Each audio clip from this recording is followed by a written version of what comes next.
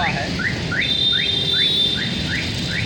और एक टीचर मुझसे पहले से लगे हुए हैं और आज तक पढ़ाए जा रहे हैं।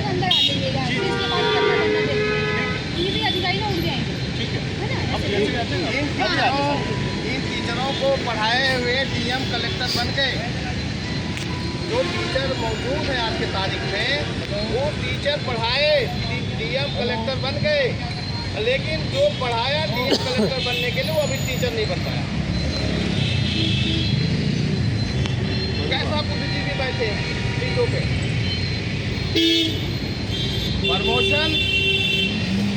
प्रमोशन स्कीम में 3-4 साल 5 साल जो पढ़ाता है केवल इंटर करके पढ़ाए तो उसका प्रमोशन हो जाना चाहिए, उसका सारा अनुभव हो जाता है। बड़ा अजीबोगरीब विषय है कि जिसने कलेक्टर डीएम कप्तान बना दिया वो टीचर नहीं बन पाया अभी तक। दूसरी बात ये है यूजीसी क्या है और यूजीसी क्यों है। यूजीसी क्या है, यूजीसी क्यों है। यूनिवर्सिटी ग्रांट कमीशन, ये जो हमारी यूनिवर्सिटियां हैं इनमें उनके कमीशन के लिए कुछ रूल रेगुलेशन पास किए जाते हैं और आज तक आप देख रहे हैं जितने आप कपड़े पहने हैं, चश्मे लगाए हैं, जूता पहने हैं, इसकी टेक्नोलॉजी दरअसल में विदेश से है। अगर विदेश से टेक्नोलॉजी ना दी जाए, अपनी भी बनाए कोई, तो उसमें विदेश का जरूर हाथ है। अगर हम अपनी टेक्नोलॉजी बनाते हैं, अपना फावड़ा बनाते हैं, तब भी वो जो आयरन लग रहा वो विदेश की टेक्नोलॉजी से बना हुआ। हम स्वदेशी कभी भी अपना नहीं पाएंगे, कोई भी देश। कुछ देश हैं जो बड़े आगे हैं, जापान है, कोरिया है, अमेरिका है, ये लोग। लेकिन इसके पीछे हमें जाना है। दोनों विषय बड़ा साथ में रखा गया, केट रखा गया, यूपी रखा गया और जो बात हम टेक्नोलॉजी की कर रहे हैं,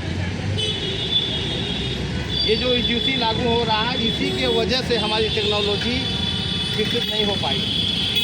आपको पढ़ने नहीं दिया गया, आप पढ़ने गए तो आपको डिस्टर्ब किया गया। तो चूड़ा चमार है, तो अहीर है, तो ये है, तू यहाँ नहीं जा सकता। तो उसका माइंड संतुलन में नहीं रहा। कुछ देश ऐसे नहीं जो लोग इतना खेलते हुए भी अपने को विद्वानता हासिल की, जैसे अब्दुल कलाम की। जो लोग अपने को उच्च कहे वो आज तक तो वैज्ञानिक बने नहीं, न तो कोई टेक्नोलॉजी का विकास किया। जिनको उन्होंने रोका उन लोगों ने ही बल्कि टेक्नोलॉजी का विकास किया।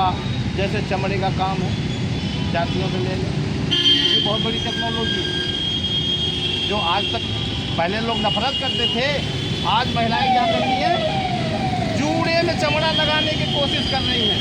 जूड़े में जब बांधती हैं, स्टैंडर्ड बैग चमड़े का होगा, हमारा फैशन बढ़ेगा, हमारे तवज्जो बढ़ेगी।